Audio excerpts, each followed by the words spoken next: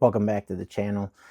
Tonight we are going to discuss what a burr is from the beginner standpoint, and how to detect a burr, why it's bad to have the burr on, couple different ways to remove the burr, and then lastly we're going to finish up with removing the burr itself. So I have here my Victorinox Fibrox chef's knife. This is a $40–50 kitchen knife that you can get. It's got an HRC of 56 or so, and I have a large burr on the back side of this knife. So there's 4 ways that I can tell if I have a burr. The first and probably easiest way is just to feel with the pad of a finger or your thumb, and you should feel something scratchy. If you feel the other side, it should feel smooth. And if you have a burr, it should feel scratchy on the side, the opposite side that you were sharpening. So the way that a burr works is, as you're forming the apex, as I'm sharpening this side here, I'm sharpening and sharpening and sharpening until I have worn away enough material that this edge of the apex starts to fold over. So now I've got this attached at the end, and that's what your burr is. So you can imagine what that does to trying to cut. It's like keeping your knife in the sheath and trying to cut with it, trying to cut something big, or chop a piece of wood with a leather sheath on your axe. If you take that off and you expose just a true apex, it's going to be much more effective at cutting. So the first method I said was to feel for it. Second one is to take your fingernail, and if your burr is large enough, it should catch. So let's see if I can see how my fingernail catches on the end there. All right, that's method number 2. The third method is to take a piece of cloth. Let's see if this shows up well on camera. We're going to take a piece of cloth, and it should be scratchy, and you should see, do you see the on the top here,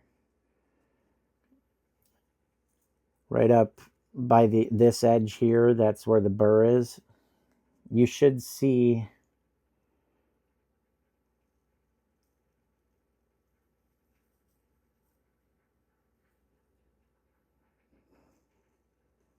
that?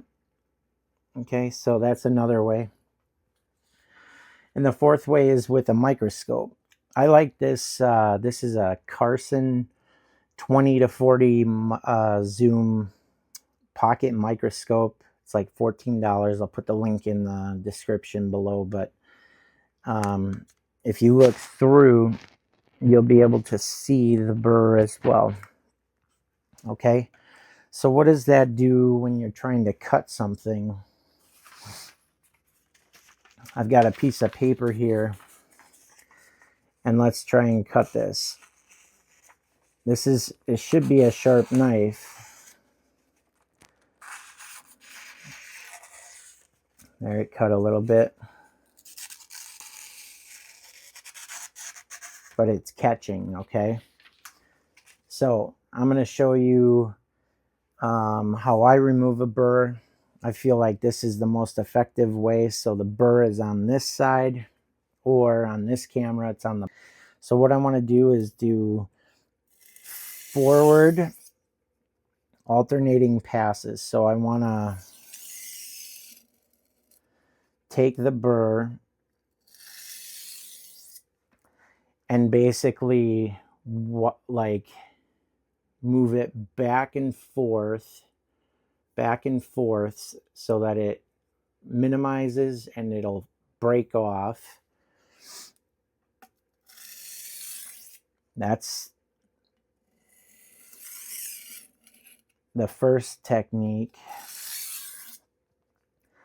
is alternating forward passes.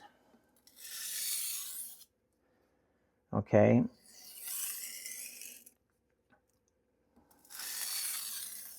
Probably 6 to 8 times. Okay.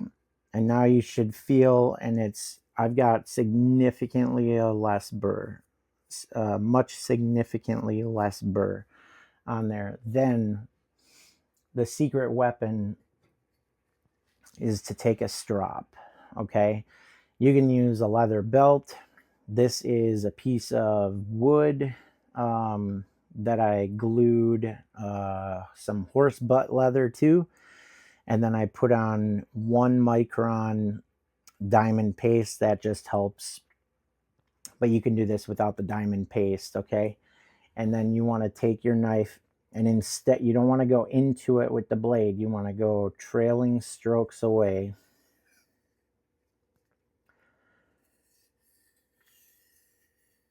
Okay. And you want to go at about the angle that you sharpened your knife at.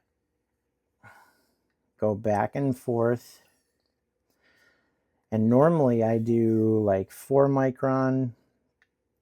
I go on like a 4 micron strop, a 1 micron strop, a 0.25 micron strop, and then if I am feeling ambitious, I'll go to a 0.025 micron strop. But for the intent of this video, I'm going to use just 1 strop, and I'm doing alternating passes, trailing passes back and forth, and I'm getting lighter and lighter as I do this, less and less pressure till you have barely the weight of the knife, and then even less than the weight of the knife on it. All right. And now if we get a piece of paper, now let's see what our cutting looks like.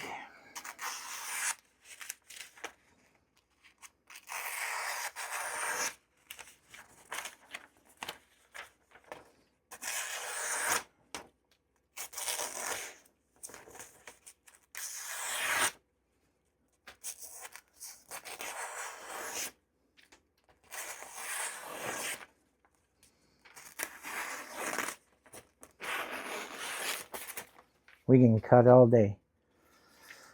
All right. So the stone I was using to form that burr, I used the Atoma 600.